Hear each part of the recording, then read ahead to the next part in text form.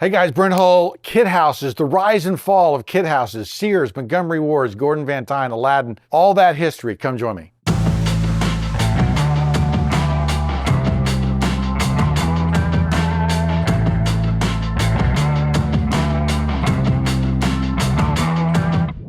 So remember we did that house down in Granbury, 1881, and then they had this mantle that was installed later, and we found out that the railroad came to Granbury in like 1892, and this fireplace mantle was in the house like 1893. The railroad had a very powerful effect on building and design and architecture in America. If you think about the great millwork companies, I've talked about the 13 millionaires that came out of Dubuque, Iowa. Even today, there are minor league baseball teams called the Lumber Kings.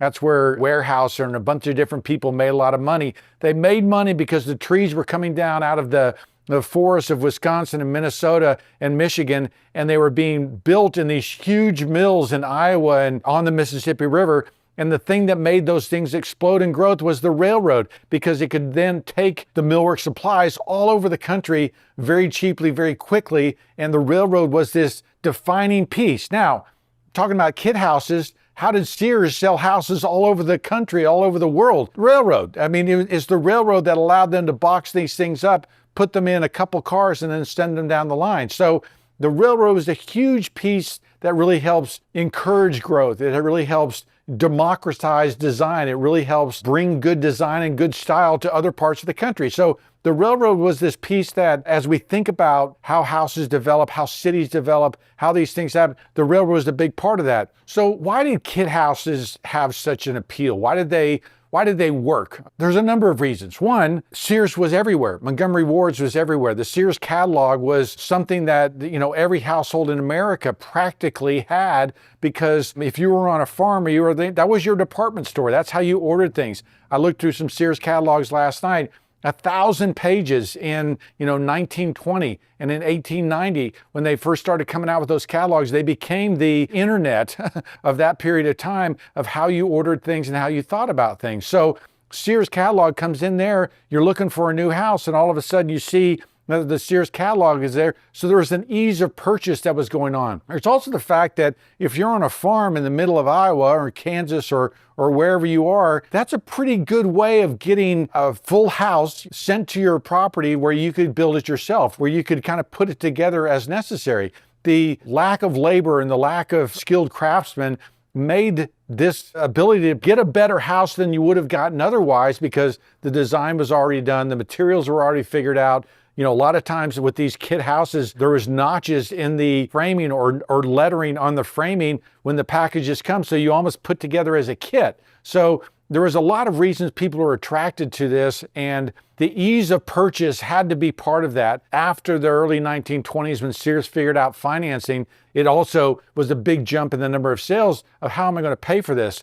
I had a Gordon Van Tine catalog. One of their things was, we'll loan you up to 75% of the cost, right? And so through financing, through other things, working with local banks, they really figured out the financing piece. And so the ease of purchase, the ease of being able to get something that was beautiful, that had a good name brand behind it. Gosh, if I'm getting my house from Sears, I can trust them for everything, and they're going to stand behind it. So there's a lot of reasons why it would have been attractive to get a kit house if you didn't have the labor, if you wanted to do the work yourself, if you didn't have a great builder in your area, there's no architect, right? They made that purchase fairly easy and straightforward. Which, if you think about that, and certainly the financing piece was a big part of that, but come 1929, the Great Depression, and the 30s, that really blew up that model, because all of a sudden financing wasn't easy. The ease of purchase wasn't as easy. And so you ended up having Sears, which was, I think in the late 20s, doing the most houses a year, 5,000 or 6,000 houses a year, and it went to the few hundreds because people just couldn't afford it anymore. So the financing piece really hurt.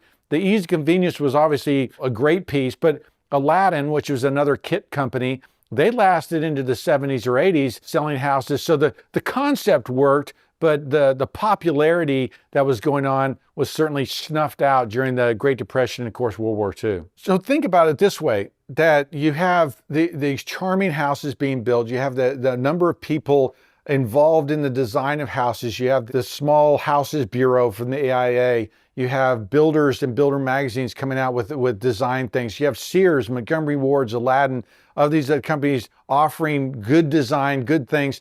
The Depression happens, the World War II happens, really puts a damper, and I've talked about it in a number of my videos as far as what happens and what it sets up, because it sets up a Levittown. It sets up William Levitt coming onto the scene and drastically shrinking the size of a house, right? The average size house was 12 to 1,400 square feet in the 1920s.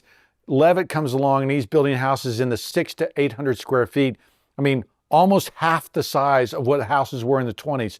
That's an important factor. The way he also changed building, the way he changed construction, and the way he changed the way people thought about building. You have such a dramatic shift. You used to have an architect, you used to have something that was finely crafted, but because of housing shortages, because of cost and everything else coming out of the World War II, you see the rise of Levittown taking place. You see the rise of production builders. So now the ease of construction, the ease of convenience in buying that might have happened in the 20s with the Sears, and that easy financing, easy thing that everything I need comes on a couple railroad cars, now is shifted so that post-World War II, now the ease of convenience is I just show up and my house is finished, and $50 down or no money down if I'm a GI, and $50 a month. I've got a house, I've got a yard, I got a fruit tree, I've got a place to park a car.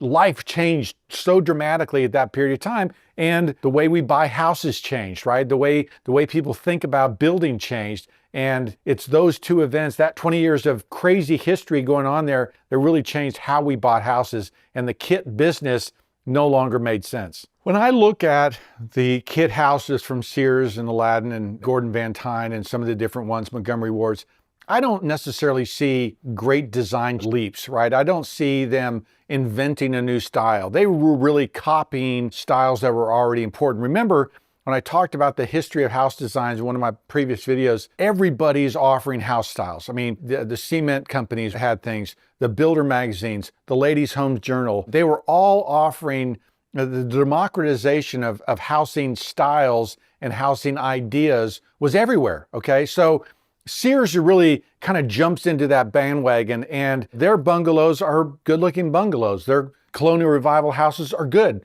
right? But you're not seeing anything that's just like, design was fairly similar. I mean, if you follow some of these videos, the kit house people, they go around chasing and looking for old Sears houses and how that came about. It's fascinating, but one reason they're a little bit hard to identify is because they look like so many of the other houses, right? I even suspect, as I was looking around on the internet and I'm seeing those different house styles, I'm not 100% sure that those ones that they claim are an old Sears house really are, because it copies so many of the other styles that were being built at that time. So design really wasn't, cutting edge for these companies. I think people love the Sears concept and the way these houses used to be shipped in on a railroad car, and they sold everything, all the framing material, all the siding, all the trim, all the cabinets, all the tile, right? All the different things that you need. It's like, wow, why can't we do that today? And those styles are nostalgic and good looking, right? They're so much fun to see those old bungalows and go,